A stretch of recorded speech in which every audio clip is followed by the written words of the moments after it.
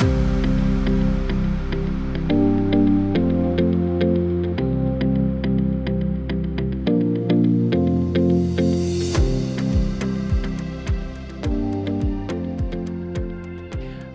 to Ghana Ground Up, where we cover everything about Ghana's evolving real estate sector. I'm Desmond Kafui, and it's good to have you here on another episode of the show. Now, over the past couple of years, Ghana has been experiencing a lot of growth in the real estate sector, and this growth has been fueled by a lot of external interest. By external interest, I mean an influx of foreign investors and also a surge in the number of expats that are coming back to find a place to call home. A lot of the transactions that have taken place over time have been concentrated in the key hotspots in the nation's capital. Talk of the usual suspects like Airport Residential Area, Laboni, Cantonments, and East Legon. New developments are popping up everywhere, and there's a lot of potential that the space offers. But before we delve into all the different options available, the types of properties available, the price ranges, and the tiers that you can look at, let's also consider the factors that have driven the growth of the industry. By factors, I mean infrastructure.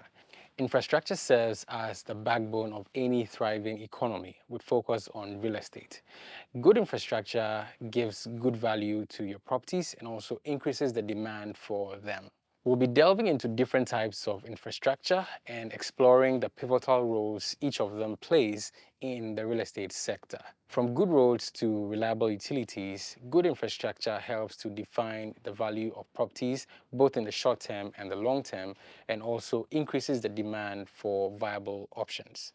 Each element contributes to the vibrancy and sustainability of the sector.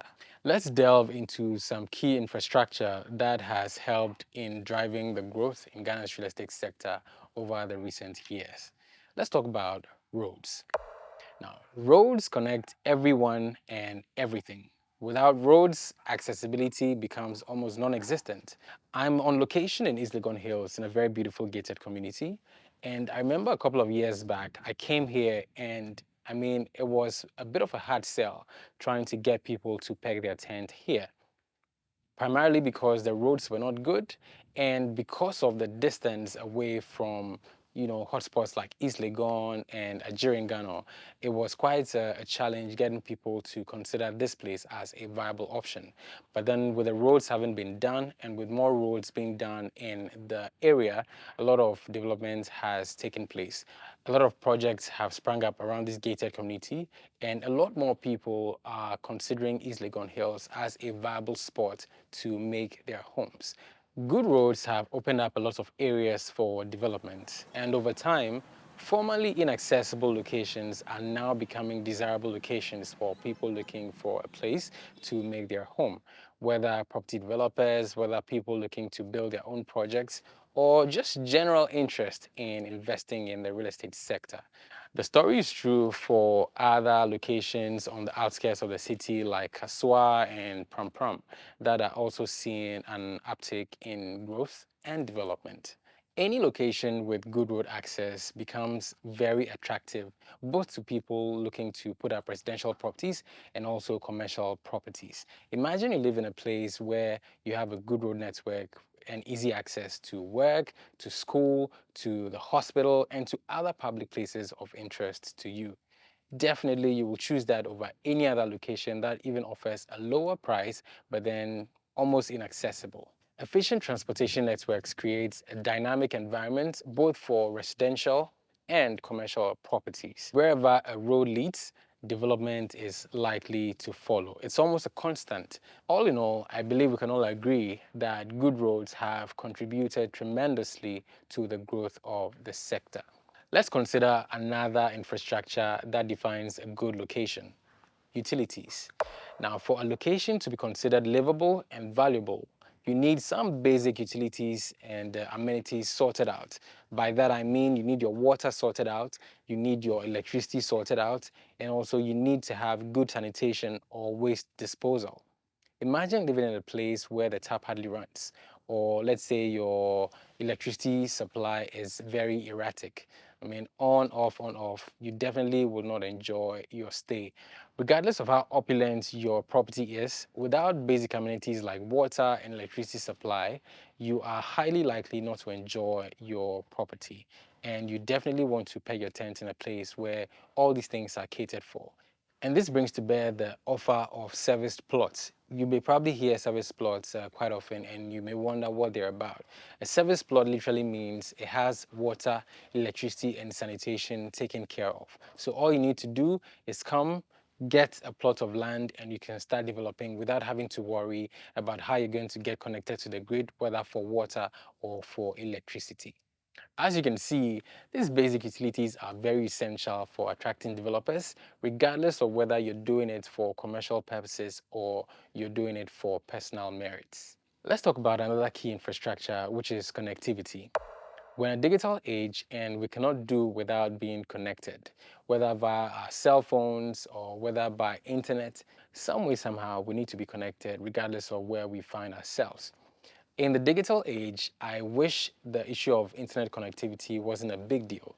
But then, having had a few experiences myself, we really have to consider this as a determinant of a good location.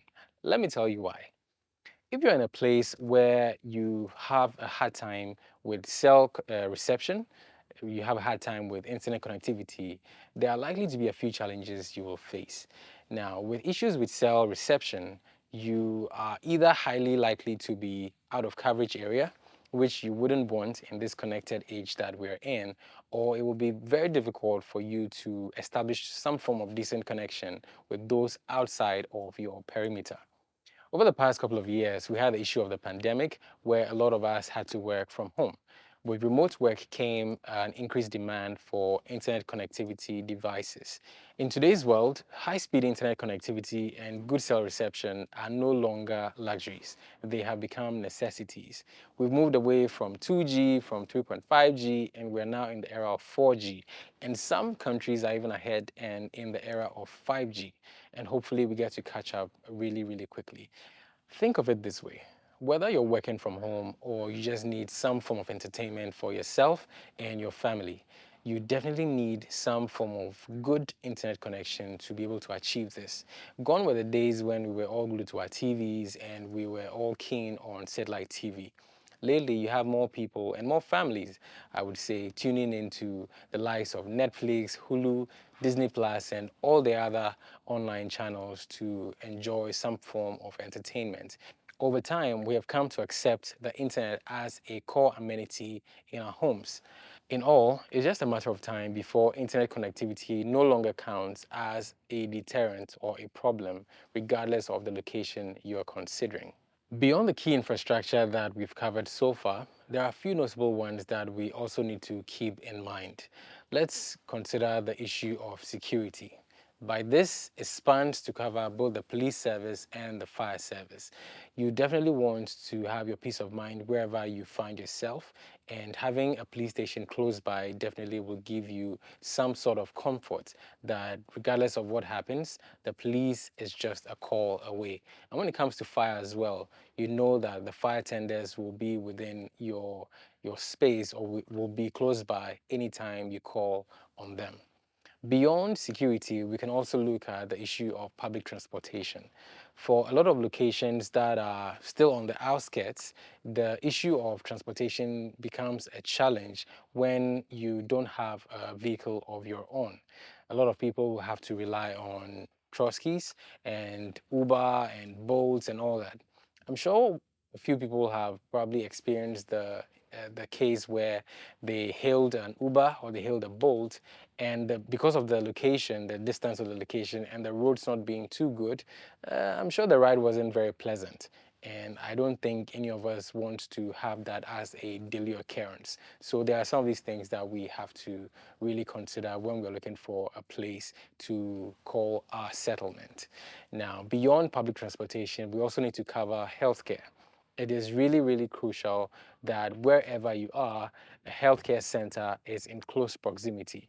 Even if the one that you prefer is not really close by, at least the road network should be good enough to enable you good access to that institution. Now, beyond healthcare, we can also look at the issue of good schools. Every parent that moves to a new location will definitely be on the hunt for a new and a good school for their wards. And definitely not all schools are the same. Regardless of where you find yourself, you definitely want to tap into the good resources available, and good schools are one of such. There's a lot going on in the space, and we cannot ignore the role of good infrastructure in the development of the sector. While the real estate sector in Ghana is thriving, issues persist. Addressing issues of housing financing, affordable housing, and government interventions are crucial. It's clear that good infrastructure plays a pivotal role in the development of the sector and generally the development of the economy. It's not just about good roads and utilities, it's about building the right foundation for a sustainable and prosperous real estate market. In the end, when the real estate market grows, the economy grows with it. Remember, we're still at the beginning of our exploration. There's a lot to talk about, there's a lot to delve into, a lot of interviews coming up, and there's a lot more to expect on the channel. I'd like you to subscribe if you already haven't to stay updated and stay ahead as we share all the relevant tips and updates concerning the real estate space in Ghana. I'm Desmond Kafui. It's been an honor having you today, and hopefully we'll get to catch up again on the next episode of Ghana Ground Up. Let's build Ghana from the ground up. Peace.